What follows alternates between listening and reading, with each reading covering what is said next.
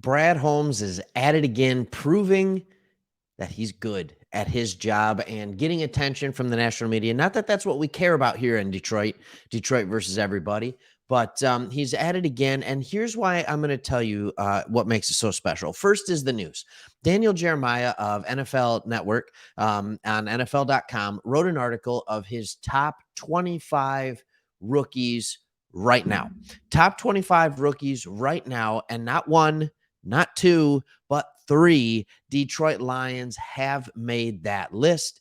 That's impressive. And you would have to believe that it would easily be four that made that list if JMO had played the entire season. But the fact that three made the list is extremely impressive. But what's more impressive is who made the list, proving Brad Holmes is even smarter than we thought. Because, hey, we had three early picks. We had two firsts and a second round pick. So if it was those three players that made it, you'd be like, all right, that's fine. He's drafting. He had one player that overachieved and two players that did what they were supposed to. But that's not what happened. So let's go ahead. Let's take a look at this article. As you can see here, the NFL rookie rankings at a quarter pole of the 2022 season. We have just about a quarter of the season left. Sauce Gardner comes in at number one. He's good. He's a good player. I think we all not wish we had him, but it wouldn't have been a horrible pick. That's for sure. Garrett Wilson, Chris Olave. We have the two Ohio State receivers. They are both playing well. Tariq Woolen has done a good job. And then you see our first Lion that comes in here. Hutchinson makes at least one or two impact plays every single week. He leads all rookies in sacks with 7 heading into week 15, which is why I'm going to give the argument that offense wins this thing. But Aiden Hutchinson, especially in the last 5 or 6 weeks, has made a major impact for a team that's playing good football. When I look at two wide receivers that made the list ahead of him, Garrett Wilson and Chris Olave. Garrett Wilson has been playing really, really well in the last month, while the Jets are doing what? Losing. Chris Olave has been playing well all season while the Saints are losing. And I'm not saying that wins and losses are the only thing that should help or hurt a rookie, but I'm just saying that their teams are struggling and their offenses are struggling as well. Part of that is clearly the quarterback, and the fact that these guys are producing like they are with a quarterback is impressive. But Aiden Hutchinson, now that he's started to play well over the last month and a half, his team is doing what?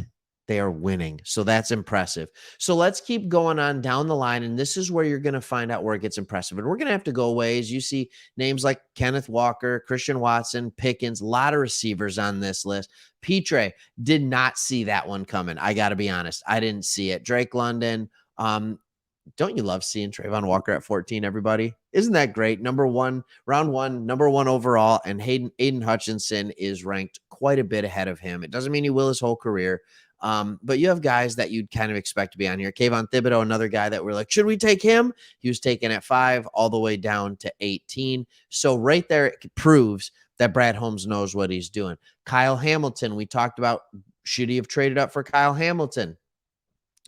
He's starting to play a little bit better for the Ravens. He's not quite there yet. But then you see the next Detroit Lion to pop on this list. Okay, Malcolm Rodriguez. Can I tell you something that's happened with all these players we've said before, other than Kader Kohu? All of them are round 1 or round 2. You see this? Round 1, round 1, round 1, round 2. All right. There's one round 4 in there. And then you get to Malcolm Rodriguez, and he's ranked 22 in rookies right now. And he was a round 6 pick, number 188 overall. I'm going to let that sink in. You're going to be even more amazed with the next player. Number 188 overall. He's ranked 22. I think most of us feel like he's playing like a round 1 or round 2 talent. Now he's showing us and proving to us that he is a round 1 or round 2 talent based on his performance on the field. So he's doing really, really well. Then what we can do is we can go down, and we have one more player that makes the list, and it's James Houston. He's played 3 games. He has 4 sacks. He has played 38 plays, and he has 4 sacks. 34 of those plays have been pass plays. And can I just say, that the fact that he's always out there on a pass play is just genius in the way that we're deploying him. He says he's only played in 3 games. He already has 4 sacks. He's showing a special gift for pressuring the passer. He has an unorthodox pass rush moves, but they work. Here's the funny thing about all this, and this is kind of one of those things that I'm amazed by, is when you look at a guy like James Houston, it is unorthodox. It's not necessarily expected, but it works.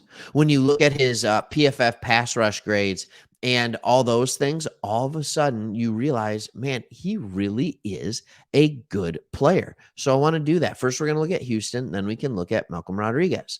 Okay, so for James Houston, look at all that green. Look at all that green. He even has a couple of coverage grades in here that aren't terrible at 60.